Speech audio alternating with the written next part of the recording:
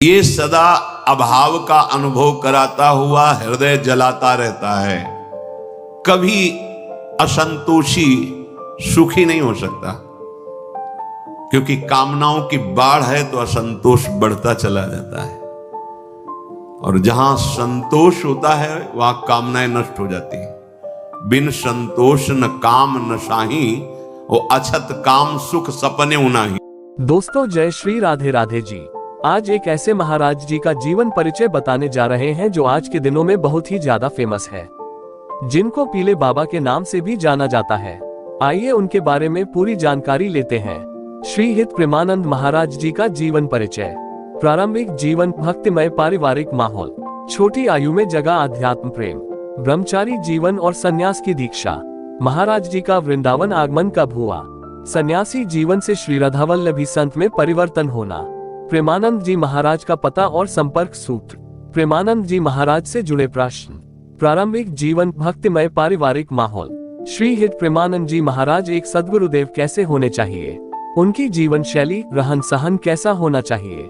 यदि आज के परिवेश में देखा जाए तो हमारे सद्गुरुदेव भगवान श्री हित प्रेमानंद जी महाराज को देखकर और उनके सादर वचनों को सुनकर हृदय को जो शीतलता मिलती है और इस अवसाद भरे वातावरण में सही तरीके से जीने की और श्री राधा रानी जी के नाम सुमिरन के लिए जो आत्मबल मिलता है, उसको प्रेमीजन ही समझ सकते हैं। श्री हित प्रेमानंद जी महाराज के अमृत प्रवचनों से आज समाज धन्य हो रहा है।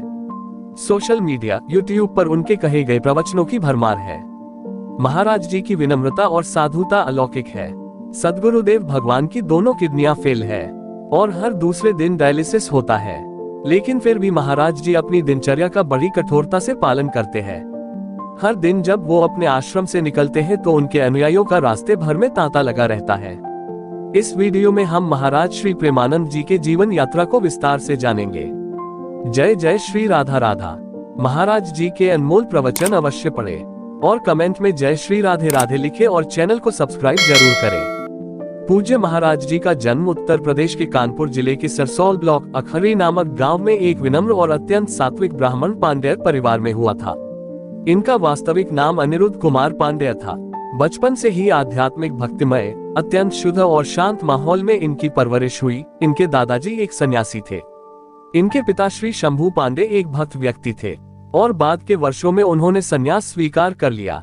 उनकी माता श्रीमती रमा देवी भी प्रभु चरणों की अनुरागी थी और सभी संतों का बहुत सम्मान करती थी। पूरा परिवार नियमित रूप से संत सेवा और विभिन्न भक्ति सेवाओं में लगे रहते थे।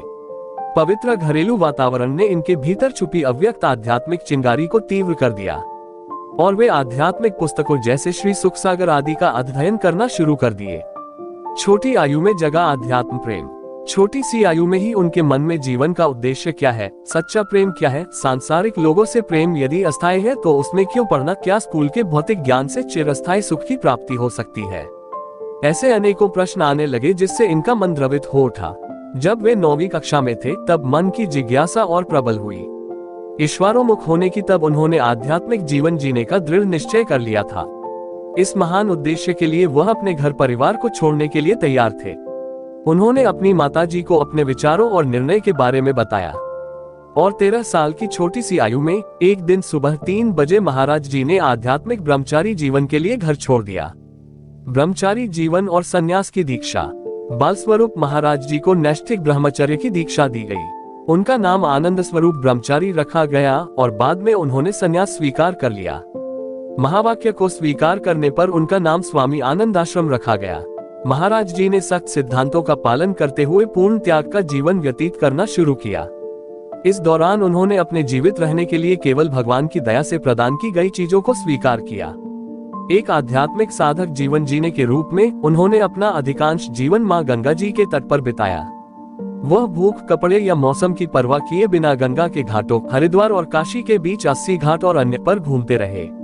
भीषण सर्दी में भी उन्होंने गंगा में 3 बार स्नान करने की अपनी दिनचर्या को कभी नहीं छोड़ा। वह कई दिनों तक बिना भोजन के उपवास करते थे और ध्यान में लीन रहते थे। संन्यास के कुछ ही वर्षों के भीतर उन्हें भगवान भोलेनाथ का विधिवत आशीर्वाद प्राप्त हुआ। महाराज जी का वृंदावन आगमन। एक संत की प्रेरणा ने उन्हें रास लीला में भाग लेने के लिए राजी किया, जिसका आयोजन स्वामी श्री श्रीराम शर्मा द्वारा किया जा रहा था। उन्होंने 1 महीने तक रासलीला में भाग लिया। सुबह में वह श्री चैतन्य महाप्रभु की लीलाएं और रात में श्री श्यामा श्याम की रास लीला देखते थे। एक महीने में ही वह इन लीलाओं को देखकर इतना मोहित और आकर्षित हो गए कि आगे वह इनके बिना जीवन जीने की कल्पना भी नहीं कर सके। बाद में स्वामी जी की सलाह पर श्री नारायण दास के एक शिष्य की मदद से महाराज जी मथुरा के लिए ट्रेन में चढ़ गए। उस समय उन्हें नहीं पता था कि वृंदावन उनका मन हमेशा के लिए चुरा लेगा। भक्तों, कृपया चैनल को सब्सक्राइब करें और कमेंट में जय श्री राधे राधे जरूर लिखें जी। सन्यासी जीवन से श्री राधावल्लभी संत में परिवर्तन होना। महाराज जी बिना किसी परिचित व्यक्ति के बांके बिहारी जी का आसरा लेकर वृंदावन पहुंचे। महाराज जी की प्रारंभिक दिनचर्या में श्री धाम वृंदावन परिक्रमा और श्री बांके बिहारी लाल के दर्शन शामिल थे। बांके बिहारी जी के मंदिर में उन्हें एक संत ने बताया कि उन्हें श्री राधावल्लभ मंदिर भी अवश्य देखना चाहिए। एक दिन पूज्य श्री हित गोस्वामी जी ने श्री राधारस सुधानिधि का एक श्लोक सुनाया, लेकिन महाराज जी संस्कृत में पारंगत होने के बावजूद इसका गहरा अर्थ समझने में असमर्थ थे। तब गोस्वामी जी ने उन्हें श्री हरिवंश का नाम जपने के लिए प्रोत्साहित किया। महाराज जी शुरू में ऐसा करने के लिए अनिच्छुक थे।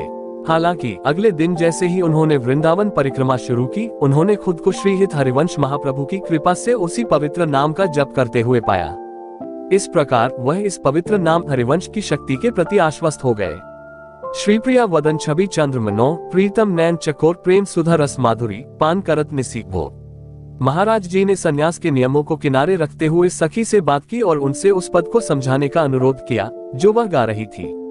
वह मुस्कुराई और उनसे कहा कि यदि वह इस श्लोक को समझना चाहते हैं तो उन्हें राधावल्लभी बनना होगा। महाराज जी ने तुरंत और उत्साह पूर्वक दीक्षा के लिए पूज्य श्री हित मोहित मराल गोस्वामी जी से संपर्क किया। महाराज जी को राधावल्लभ संप्रदाय में शरणागत मंत्र से दीक्षा दी गई थी।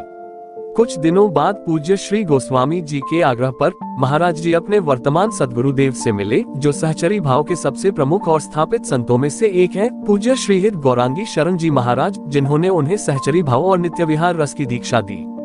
महाराज जी 10 वर्षों तक अपने सद्गुरुदेव की निकट सेवा में रहे और उन्हें जो भी कार्य दिया जाता था उसे पूरी निष्ठा से करते हुए उनकी सेवा करते थे। जल्द ही अपने सद्गुरु देव की कृपा और श्री वृंदावन धाम की कृपा से वह श्री राधा के चरण कमलों में अटूट भक्ति विकसित करते हुए सहचरी भाव में पूरी तरह से लीन हो गए। भक्तों, कृपया चैनल को सब्सक्राइब करें और कमेंट में जय श्री राधे राधे जरूर लिखें जी। अपने सद्गुरु देव के पद चिन्हों पर चलते हुए महाराज जी वृंदावन में मधुकरी नामक स्थान पर रहते थे। उनके मन में ब्रजवासियों के प्रति अत्यंत सम्मान है और उनका मानना है कि कोई भी व्यक्ति ब्रजवासियों के अन्न को खाए बिना दिव्य प्रेम का अनुभव नहीं कर सकता है। प्रेमानंद जी महाराज का स्वास्थ्य। महाराज जी अपने प्रवचनों में कहते हैं कि उनकी दोनों किडनियां खराब है और हर दूसरे दिन डायलिसिस होता है। फिर भी महाराज जी की अवस्था को और उनको देखकर लगता है कि वो पूरी तरह स्वस्थ है। महाराज जी श्री धाम वृंदावन में वास करते हुए श्री राधा वल्लभ सरकार में निरंतर मगन रहते हैं और श्रद्धालुओं को भी श्री राधा नाम जाप करने के लिए प्रेरित करते हैं। महाराज जी श्रद्धालुओं के प्रश्नों का शास्त्र सम्मत उत्तर भी देते हैं।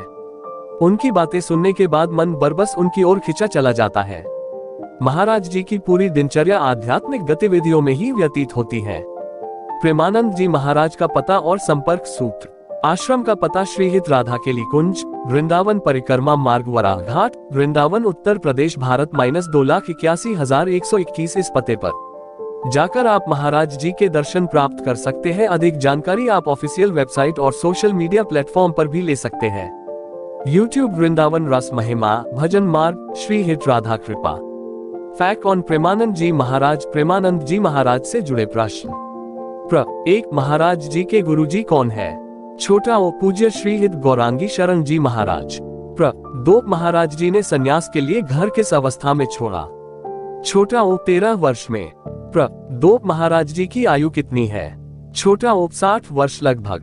भक्तों, उम्मीद करते हैं यह वीडियो आपको पसंद आई होगी, तो कृपया करके हमारे YouTube चैनल RK गंगानगर को लाइक, शेयर, कमेंट और सब्सक्राइब जरूर करें।